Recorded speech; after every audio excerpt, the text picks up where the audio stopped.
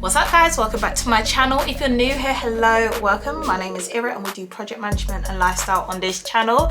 Wow guys, it's been a little bit of a while since I've done a video, but I've got a good one for you, so let's get straight into it. All right guys, so today we're going to be talking about project documentation and how we can get a little bit of a better grasp on it. I've had a few people message me saying, Ira, there's too many documents on my project, or I'm responsible for setting up the governance on my projects in terms of documents, etc., and it's getting a little bit out of control. Let me tell you something from the jump guys. Documentation, although can be very tedious, is very, very important, and you need to make sure you stay on top of it. Having really solid documentation could be a make or break on a project, and I want to make sure y'all ain't breaking. So let's get into some tips on how you can stay on top of all your project documents and things that have worked for me in the past that have really helped with my projects being successful. Let's get into it. All right, so number one guys, really key, you do not need to have 1,000,001 documents. Only have the documents that you need on your project. A lot of you are struggling because you have way too many documents for the size of your project. I have put out a video of like the top 10 project documentations that you need on your project.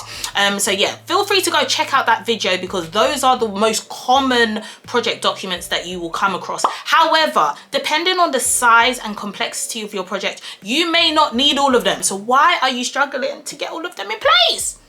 Like, no, only use the documents that you need on your project.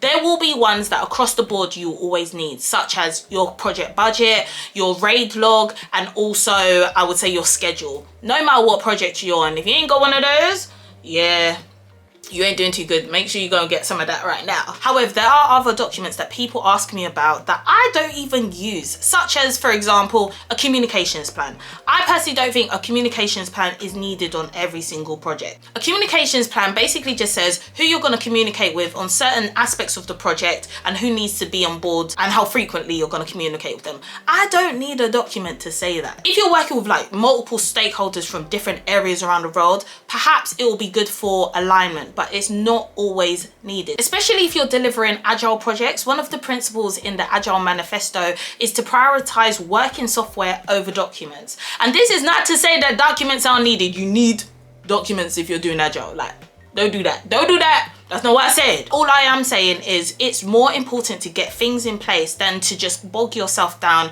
with bureaucracy, in my opinion. It is important so that everyone can stay aligned on things, but you're not a PA, you're a PM. You need to get things moving. So I would definitely say, look at your project, look at the complexity of your project, and only pick the documents that you think are absolutely essential. Number two then, once you have established what documents you need on your project, it's important to get a really good template in place for those documents so you can build on that. Usually if your company's project management function is mature, they should have standardized project templates which they'll use across all projects. Go and ask either your PMO team or your manager for that. They should be able to provide that. However, I do know like in some startups, they may not have that structure in place. And in that case, you're gonna have to go and either create some yourself or go find some yourself. So you can either do this by looking online. You might be able to find some templates. I also sell some templates on my website, so feel free to go and check those out if you need it. But I don't want you to just stop right there. Oh no, no, no. We're not just gonna lift and shift someone else's template and just push it into my project. No, because every project is unique. Every project needs to be tailored. That is what you need to do to these document templates. You need to tailor it for your projects. There may be some aspects in those documents that don't pertain to your project. Guess what? Just kick it out. Like, stop struggling to find the information when the information don't exist. Just kick it out.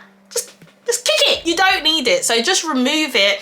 Look at your project once again and say, okay, we are focusing on these aspects. Let me fill this aspect of the document in and make sure that it's robust enough. In these other areas, even though it is listed in the standard template, we ain't really focusing on that. So guess what? Just don't fill it in. Just because you see something in a template doesn't mean it will pertain to your project. So you need to use some discretion in that regards. Number three then, get your documents signed off by the necessary stakeholders. That one's key for not only alignment, but also sharing responsibility. A good example of a document that you should get signed off is your project schedule. A lot of people put together project schedules with their team, rightfully so, because your team are the ones that tell you how long things need to get done, but you're not putting your schedule in front of people that you have dependencies on. Now, if they do not sign off on that plan and say, you know what, for this plan to work, you need this from me on this day, I'm okay to do this, and you just say this is the plan and you didn't get their buy-in, guess what? That plan go fail. That plan go fail heavy. So you need to make sure that everybody that has an impact on your plan is across your plan and they sign it off. They're happy with it and they buy into that plan. Otherwise, yeah, you're not gonna have no control over it, because you're gonna go to someone and say, hey, I put together this plan and I need this from you. And they're gonna be like, yo, I didn't agree to that. So it sounded like a you issue. Yeah, you. Don't be caught out. It also takes some pressure off you in terms of the responsibility for that particular document when other people have also bought in. Make sure you get it in writing as well. Number 4, hey, version control. Version control is something that is left off so many documents, and I just don't understand why. Lack of version control is a reason why many teams are misaligned. For example, you might have a requirements document, a document that says, I need this particular project to fulfill A, B, C, and D. Version 1, which you made in February, and you've given that to some engineers and they're working on it and they're going through and saying, okay, we're going to try to figure out a solution that can meet these requirements. But later on in March, you released another one with some updated requirements, but you didn't reissue it.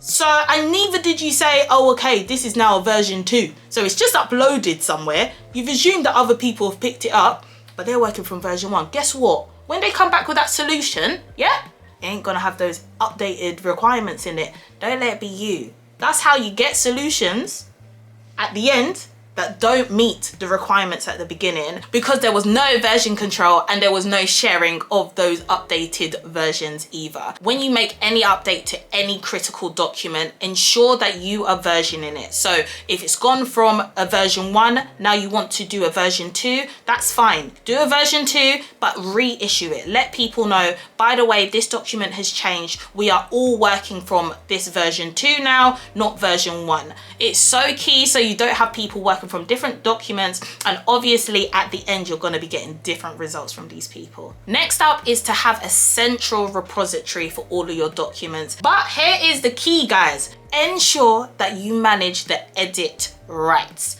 Let me break that down for you a little bit. A common document that you want to make sure that your team have access to and are regularly looking at is the risk register, so that they can see what risks are on the project and they can monitor them going forward. However, you do not want them to be editing that document. You want to be the only one editing that document. And why? Because if there is a change to a risk, let's say, for example, it goes from a low level risk, so a green risk, to a red risk, something that, oh my days, my directors need to be seeing this risk, and they update it but don't tell you, you have zero visibility of that. And now all of a sudden your director's coming to you to say, whoa, this risk is red, you didn't highlight this to me, what's going on? These times you didn't even know the risk was red because someone in your team edited it. Don't let that happen to you, guys. I would advise that you put all of your documents into a central repository such as a SharePoint, but you only give people viewer access. This means that they cannot edit the documents, only you can edit the documents, but they can view it. And then lastly, guys, how you can stay really on top of all your documents, make sure they're updated and make sure that they're shared with everyone, is to go through them weekly with your key stakeholders. Most project documents are not made to just be written and then just sit in a place until the end of the project. Like, no, they are most likely going to be active documents that need to be monitored throughout the whole entire project to ensure that you have good governance throughout the project and you have a tight control on what is happening as well. As a result of that, you need to be reviewing these documents with your key stakeholders, making sure that they are aware of the upcoming milestones, any updated requirements, any updated risks, etc. By looking at these documents weekly with stakeholders, you'll be able to get a firmer grasp grasp on them. Not only that though, by looking at them and reviewing them weekly, you'll also be able to understand and know the document better. The better you know your documents or what's written down in there, the easier it will be for you to talk about the information in those documents without you having to constantly go back to check what's in them. You should really know at a very, very minimum what your current budget is and your current spend is, what your upcoming deliverables and milestones are, and also what your critical risks are on the project. You should just know this off the top of your head. You shouldn't have to go back and look at your documents if you're really trying to be on top of your project. So yeah guys, try to implement these tips and tricks, and I'm hoping it will help you feel more confident about project documentation and also feel like you have a better control of it. Alright guys, so that is it for this week's video. I hope you enjoyed it. If you did, please give me a big thumbs up and make sure you hit that subscribe button. So much more content on the way. How's your projects going? Do drop me a comment down below. I would like to know. And until next time, I'll see you later.